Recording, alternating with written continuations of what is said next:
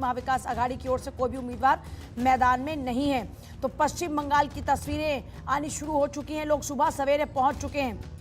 तो देखिए, जब हम बात करते हैं बंगाल की, तो फर्स्ट फेज में 152 सीटें और वोटिंग की प्रक्रिया शुरू हो चुकी है। बड़ी खबर है इस वक्त की लोग अब वोट करना शुरू कर चुके हैं। बंगाल तमिलनाडु में वोटिंग की प्रक्रिया शुरू हो चुकी है, कड़ी सुरक्षा की गई है। खासतौर पर बंगाल की बात की जाए, लोग सुरक्षित माहौल में वोट करें, या किसी का भी डर उनको ना हो, यह सुनिश्चित करने के लिए फोर्सेस बड़ी तादाद में वहां पर डिप्लॉय की गई। पश्चिम बंगाल में चुनावी रण अपने सबसे अहम पड़ाव पर है। पहले चरण की 152 सीटों पर वोटिंग और तमिलनाडु में भी वोटिंग की प्रक्रिया शुरू हो चुकी है। दोनों ही राज्यों में वोटिंग की प्रक्रिया, अब देखिए, जो पहला चरण है बेहद खास हो जाता है, क्योंकि यहां का गणित मुकाबले को सबसे अहम बनाता है। विधानसभा चुनाव 2021 में बीजेपी ने पहले चरण की 152 में से 59 सीटें हासिल की थी, और वहीं दूसरे फेज में 142 सीटों में केवल 18 पर सिमट गई। तो बीजेपी के लिए करो या मरो की स्थिति है, टीएमसी के लिए करो या मरो की स्थिति है। बीजेपी लगातार ये कोशिश कर रही है, और अब तमाम मंच से अगर देखें तो कोशिश की गई है बताने की कि इस बार सत्ता परिवर्तन तय है। वहीं ममता बनर्जी ने भी पुरजोर कोशिशें की हैं, दोबारा से वापसी की। अब सवाल ये कि क्या फिर से ममता सरकार रिपीट होगी? 15 सालों का कार्यकाल, क्या अब दोबारा मौका मिलेगा? ये बड़ा सवाल टीएमसी के लिए।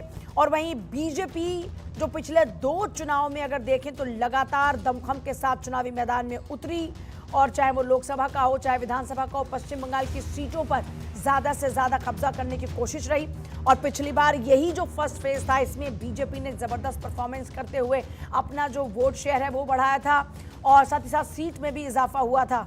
और अब क्या यहाँ पर इस बार भी जो 59 सीटों का आंकड़ा था उसको सस्टेन कर पाएगी, या इससे बढ़कर सीट्स मिलने वाली है? जनता अब इसके लिए पोलिंग बूथ पर पहुंच चुकी है, जनता ने वोट करना है। दूसरे चरण की 142 सीटों का फैसला बाद में होगा, लेकिन इससे पहले फर्स्ट फेज की इन सीटों पर सबकी निगाह टिकी हुई है।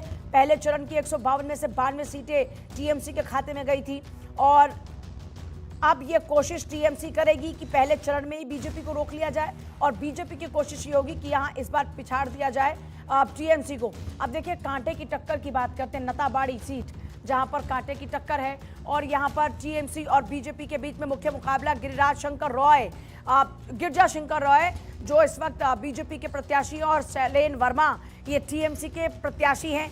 ये कुछ वो सीट्स हैं जिन पर मुकाबला बेहद दिलचस्प है, और सबकी निगाह इन पर टिकी भी हुई है।